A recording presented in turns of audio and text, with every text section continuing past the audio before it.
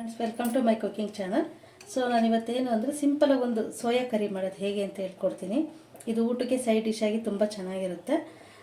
So ಇದಕ್ಕೆ ಏನೆಲ್ಲ ingredients ಬೇಕು ಅಂದರೆ, ನಾನಿಲ್ಲಿ ಒಂದು ಬಟ್ಲು ಸೋಯಾ ತಗೊಂಡಿದ್ದೀನಿ. ಇದಕ್ಕೆ ಒಂದು ಆನಿಯನ್ ಇಟ್ಕೊಂಡಿದ್ದೀನಿ, ಒಂದು ಚಿಕ್ಕದು ಟೊಮೆಟೊ, ಒಂದು ಸ್ಪೂನು ಧನಿಯಾ ಪುಡಿ, ಒಂದು ಸ್ಪೂನ್ ಗಿಂಗರ್ ಗಾರ್ಲಿಕ್ ಪೇಸ್ಟು, ಶುಂಠಿ ಬೆಳ್ಳುಳ್ಳಿ ಪೇಸ್ಟು, ಒಂದು ಸ್ಪೂನ್ ಖಾರದ ಪುಡಿ, ಅರ್ಧ ಟೀ ಸ್ಪೂನ್ ಅರಶಿನ ಪುಡಿ, ಸ್ವಲ್ಪ ಕರಿಬೇವು, ಸ್ವಲ್ಪ ಕೊತ್ತಂಬರಿ, ಮತ್ತು ಕರಿಲಿಕ್ಕೆ ಫ್ರೈ ಮಾಡಲಿಕ್ಕೆ ಸ್ವಲ್ಪ ಆಯಿಲ್ ಮತ್ತು ಉಪ್ಪು. ಓಕೆ, ಸ್ಟಾರ್ಟ್ ಮಾಡೋಣ ಬನ್ನಿ. ನಾನಿಲ್ಲೊಂದು ಪಾತ್ರೆಯಲ್ಲಿ ನೀರು ಇಟ್ಕೊಂಡಿದ್ದೀನಿ. ಇದಕ್ಕೆ ನನಗೆ ಸ್ವಲ್ಪ ಉಪ್ಪನ್ನು ಹಾಕ್ತೀನಿ. ಸ್ವಲ್ಪ ಒಂದು 1/4 ಟೀ ಸ್ಪೂನಷ್ಟು ಉಪ್ಪು ಹಾಕ್ಕೊಳ್ಳಿ. ಸೊ ಇದಕ್ಕೆ ಸೋಯಾ ತೊಗೊಂಡಿದ್ದೆ ಅಲ್ವಾ, ಸೋಯಾನ ಇದು ನೀರು ಕಾಯಲಿ. ನೀರು ಕಾದ ನಂತರ ಈ ಸೋಯಾನ ಇದರೊಳಗಡೆ ಹಾಕೋಣ. ಇದು ದಪ್ಪ ಆಗುತ್ತೆ, ಡಬಲ್ ಆಗುತ್ತೆ ಸೈಜು. ಆಗ ಇದರಲ್ಲಿರೋ ನೀರನ್ನೆಲ್ಲ ಈ ಥರ ಪ್ರೆಸ್ ಮಾಡಿ ತೆಗೆದು ಅದನ್ನು ಫ್ರೈ ಮಾಡಲಿಕ್ಕಿದೆ. ಈಗ ಇದನ್ನು ನೀರು ಕುದಿಯುವಾಗ ಇದನ್ನು ಹಾಕೋಣ. ಓಕೆ ನೋಡಿ, ಈ ಥರ ನೀರು ಕುದಿ ಬಂತು. ಬಿಸಿ ಆದ ತಕ್ಷಣ ಈ ಸೋಯಾನೆಲ್ಲ ಇದರಲ್ಲಿ ಹಾಕಿ ಇದು ಸ್ವಲ್ಪ ಈ ಥರ ಬಿಸಿ ಮಾಡಿ, ಅದೇನು ಕುದಿಯೋದು ಬೇಡ, ಫ್ಲೇಮ್ನ ಆಫ್ ಮಾಡಿ ಒಂದು 5 ನಿಮಿಷ ಇದರಲ್ಲೇ ಬಿಡಿ. 1-2 ನಿಮಿಷ ಸಾಕು. ಬಿಸಿ ನೀರಲ್ವ, ಬೇಗ ಅದು ನೆನೆಯುತ್ತೆ ಮತ್ತು ಸೈಜು ಡಬಲ್ ಆಗುತ್ತೆ. ನಾನು ಫ್ಲೇಮ್ ಆಫ್ ಮಾಡ್ತೀನಿ. ಓಕೆ, ಇದನ್ನು ಹಾಗೆ ಬಿಡೋಣ 1-2 ನಿಮಿಷ.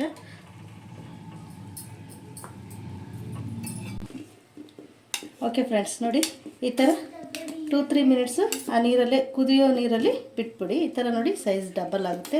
ಸೊ ಇದನ್ನೇನು ಮಾಡೋಣ ಅಂದರೆ, ಈ ನೀರನ್ನೆಲ್ಲ ತೆಗೆದ್ಬಿಟ್ಟು ಇದರಲ್ಲಿರೋ ನೀರನ್ನೆಲ್ಲ ಈ ಥರ ಪ್ರೆಸ್ ಮಾಡಿ ತೆಗೆದು ತೊಗೊಂಡ್ಬರೋಣ. ಸ್ವಲ್ಪ ತಣ್ಣಗಾದ ನಂತರ ಆ ಥರ ಮಾಡಿ, ಇಲ್ಲಾಂದರೆ ಕೋಲ್ಡ್ ವಾಟರ್ ಹಾಕ್ಕೊಂಡು ಈ ಥರ ಪ್ರೆಸ್ ಮಾಡಿ ಇದರಲ್ಲಿರೋ ನೀರನ್ನ ತೆಗೀರಿ. ಓಕೆ, ನಾನು ಆ ಥರ ಮಾಡ್ಕೊಂಬರ್ತೀನಿ. ಓಕೆ, ಇದರಲ್ಲಿರೋ ನೀರನ್ನ ಈ ಥರ ಹಿಂಡಿ ತೆಗಿಯೋಣ. ಈ ಥರ ಇದೆಲ್ಲ ನೀರು ಹೋಗಬೇಕಿದು, ಅಷ್ಟು ನೀರು ಹಿಂಡಿ ತಗೊಳ್ಳೋಣ. ನೀರು ಬಿಡಬೇಡಿ, ಬಿಸಿ ಇರುವಾಗಲೇ ಹಿಂಡಬೇಡಿ. ಸ್ವಲ್ಪ ಬೇಕಾದರೆ ತಣ್ಣೀರು ಹಾಕ್ಕೊಂಡು 1-2 ರೌಂಡಿಂಗ್ ಮಾಡ್ಕೊಂಡು, ಟೈಮ್ ಇಲ್ಲ ಅಂದರೆ ನೋಡಿ ಈ ಥರ ಇದರಲ್ಲಿರೋ ನೀರೆಲ್ಲ ಹೋಗಬೇಕು, ನೀರಿನ ಅಂಶ. ಆ ಥರ ಪ್ರೆಸ್ ಮಾಡಿ ತೆಗೆದಿದ್ದೀನಿ. ನೋಡಿ ಇದರಲ್ಲಿ ನೀರಿಲ್ಲ. ಸೊ ನೀವು ಟೈಮ್ ಇಲ್ಲ ಅಂದರೆ ತಣ್ಣೀರನ್ನ ಹಾಕಿ ಹಿಂಡಿ, ಇಲ್ಲಾಂದರೆ ಟೈಮ್ ಇದ್ದರೆ ತಣ್ಣಗಾಗ್ಲಿಕ್ಕೆ ಬಿಡಿ. 2-3 ಮಿನಿಟ್ಸ್ ಬಿಟ್ಟರೆ ತಣ್ಣಗಾಗುತ್ತೆ. ಓಕೆ, ಇದನ್ನು ಫ್ರೈ ಮಾಡೋಣ. ಫ್ರೈ ಮಾಡೋಕ್ಕೆ ನಾನು ಪ್ಯಾನ್ ಇಟ್ಕೊಂಡಿದ್ದೀನಿ. ಓಕೆ, ಸ್ವಲ್ಪ 2-3 ಸ್ಪೂನ್ ಆಯಿಲ್ನ ಹಾಕ್ಕೊಳ್ಳೋಣ.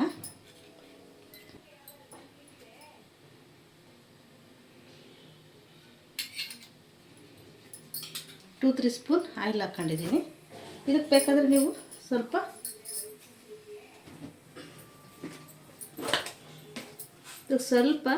ಸಾಸಿವೆ ಹಾಕ್ತಾಯಿದ್ದೀನಿ. ಹಾಕೋ ನೆಸೆಸಿಟಿ ಇಲ್ಲ, ಆದರೂ ಹಾಕಿದ್ರೆ ಚೆನ್ನಾಗಿರುತ್ತೆ. ಸ್ವಲ್ಪ ಸಾಸಿವೆ, ಸ್ವಲ್ಪ ಜೀರಿಗೆ ಹಾಕೋಣ. ಓಕೆ, ಅದು ಬಿಸಿ ಆದಮೇಲೆ ಇದ್ರಲ್ಲಿ ತೊಗೊಂಡಿದ್ವಿ ಅಲ್ವಾ, ಕರಿಬೇವನ್ನ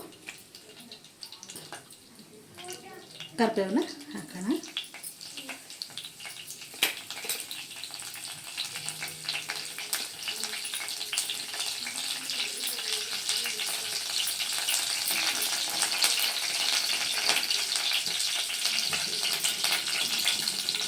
ಓಕೆ, ನಂತರ ಈರುಳ್ಳಿ ತಗೊಂಡಿದ್ದೀವಲ್ಲ, ಒಂದು ಚಿಕ್ಕದು, ಅದನ್ನು ಹಾಕೋಣ.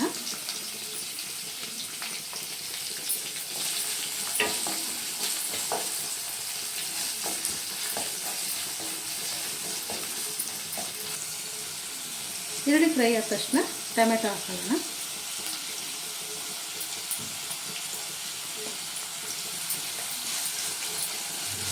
ಇದೆರಡು ಫ್ರೈ ಆಗಲಿ. ಇದಕ್ಕೆ ನಾನು ಉಪ್ಪನ್ನ ನೋಡಿ ರುಚಿಗೆ ತಕ್ಕಷ್ಟು ಉಪ್ಪನ್ನ ಹಾಕ್ಕೊಳ್ಳಿ. ನಾನಿಲ್ಲಿ 1/2 ಟೀ ಸ್ಪೂನ್ ಉಪ್ಪು ಹಾಕ್ತೀನಿ, ಏಕೆಂದರೆ ಸೋಯಾ ಬೇಯುವಾಗ ಒಂಚೂರು ಉಪ್ಪು ಹಾಕಿದ್ದೆ, ಹಾಗಾಗಿ ಉಪ್ಪನ್ನ ನೋಡಿ ಆ್ಯಡ್ ಮಾಡ್ಕೊಳ್ಳಿ. ಸಾಕಾಗುತ್ತೆ 1/2 ಟೀ ಸ್ಪೂನು. ಓಕೆ, ಇದು ಈರುಳ್ಳಿ ಟೊಮೆಟೊ ಚೆನ್ನಾಗಿ ಎಣ್ಣೆಯಲ್ಲೇ ಬೇಯಲಿ. ಸಾಫ್ಟ್ ಬೇಲಿ ಇದು. ಓಕೆ ನೋಡಿ, ಧನಿಯಾ ತೊಗೊಂಡಿದ್ದೆ ಅಲ್ವಾ, 1/2 ಟೀ ಸ್ಪೂನ್ ಹಾಕೋಣ. Ginger garlic paste 1 tea spoon. ಅಚ್ಕಾರದ ಪುಡಿ 1/2 ಟೀ ಸ್ಪೂನು. ಖಾರ ನೋಡಿ ಹಾಕ್ಕೊಳ್ಳಿ. 1/4 ಟೀ ಸ್ಪೂನ್ ಇಲ್ಲ 1/2 ಟೀ ಸ್ಪೂನ್ ಅರಿಶಿನ. ಓಕೆ, ಇದ್ರ ಜೊತೆಗೇ ಮಿಕ್ಸ್ ಆಗಲಿ, ಚೆನ್ನಾಗಿದೆಲ್ಲ ಫ್ರೈ ಆಗಲಿ, ಚೆನ್ನಾಗಿ ಮಿಕ್ಸ್ ಆಗಲಿ. ಸೋಯಾ ಆಲ್ರೆಡಿ ಬಿಸಿನೀರಲ್ಲಿ ಸ್ವಲ್ಪ ಬಿಸಿಯಾಗಿರುತ್ತಲ್ವ, ಆಲ್ರೆಡಿ ಸ್ವಲ್ಪ ಸಾಫ್ಟಾಗಿರುತ್ತೆ, ಇದರಲ್ಲೇನು ಜಾಸ್ತಿ ಬೇಯೋ ಅವಶ್ಯಕತೆ ಇರಲ್ಲ. ಸೊ ಇವಾಗಲೇ ನಾನು ಸೋಯಾನ ಆ್ಯಡ್ ಮಾಡ್ತಾಯಿದ್ದೀನಿ. ಚೆನ್ನಾಗಿ ಮಿಕ್ಸ್ ಮಾಡ್ಕೊಳ್ಳೋಣ.